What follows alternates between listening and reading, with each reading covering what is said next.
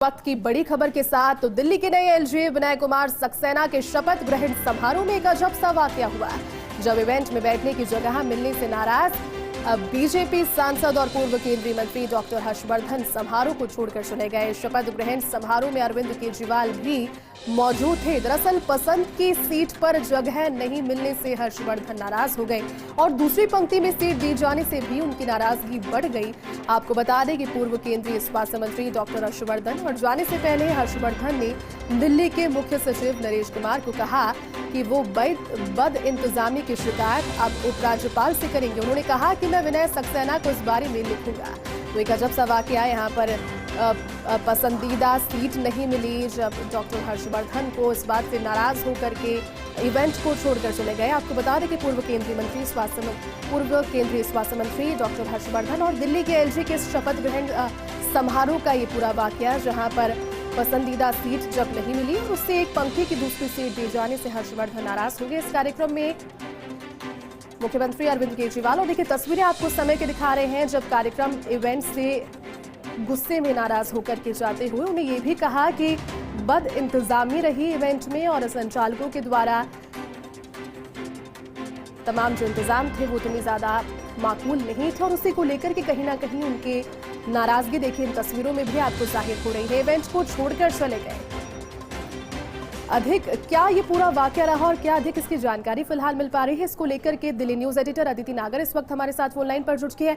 अदिति, ये एक अजब सा वाकया सामने आया है जिसमें एलजी के शपथ ग्रहण समारोह से पूर्व केंद्रीय स्वास्थ्य मंत्री डॉक्टर हर्षवर्धन कुछ गुस्साए नजर आए और फिर से इवेंट से लौट कर चले गए। क्या ये पूरा वाकया रहा अदिति? दरअसल हुआ क्या कि आज एलजी का जब पूरा समारोह हुआ था उस समय डॉक्टर हर्षवर्धन पहुंचे वहां, और डॉक्टर हर्षवर्धन पहुंचने के बाद वहां पर वो पहली पंक्ति में जाके बैठे। जैसे ही वो बैठ रहे थे, वहां के सिक्योरिटी ऑफिसर ने उनको आंखों से इशारा किया और इशारे में उनका कहना ये था कि आप प्लीज उठ जाइए, आप पहली पंक्ति में नहीं है, आप उसकी कुर्सी है लेकिन पीछे की तरफ है। लेकिन दरअसल होता क्या है, प्रोटोकॉल के तहत जब भी इस तरह का कोई चीज होती है तो एक चिट लगा दी जाती है, नामों की चिट होती है, तमाम चीजें होती है, वो व्यक्ति वहां जाके बैठता है। लेकिन इस पूरे कार्यक्रम में किसी भी पर्ची, किसी का भी नाम डेजिग्नेट नहीं किया गया था। तो सिक्योरिटी ऑफिसर ने जब उनको उठाया और इशारे में कहा कि आप पीछे जाके बैठिए, तो वो नाराज हो गए और नाराज होकर तुरंत वहां से निकल आए। और जब उनसे ये पूछा गया कि दरअसल हुआ क्या है, जब उनसे पूछा गया कि क्या हुआ, आप तुरंत बाहर से जा रहे हैं, तो उन्होंने निकलते निकलते नाराजगी में कहा कि पार्लियामेंटेरियन के लिए कुर्सी नहीं लगाई गई यहाँ पर।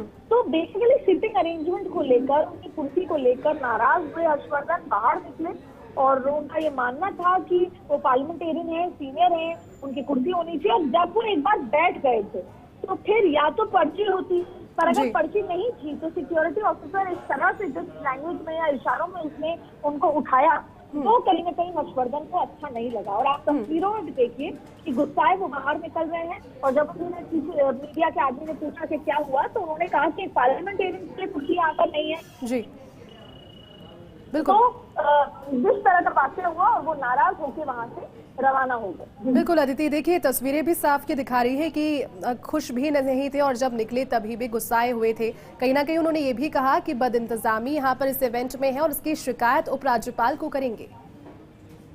बिल्कुल, इसकी शिकायत उपराज्यपाल, देखिए वहाँ पर जब इस तरह का माहौल हुआ तो सभी लोग इसके बारे में बात करने लगे, सभी लोग इस बारे में चर्चा करने लगे, तमाम चीजें हुई।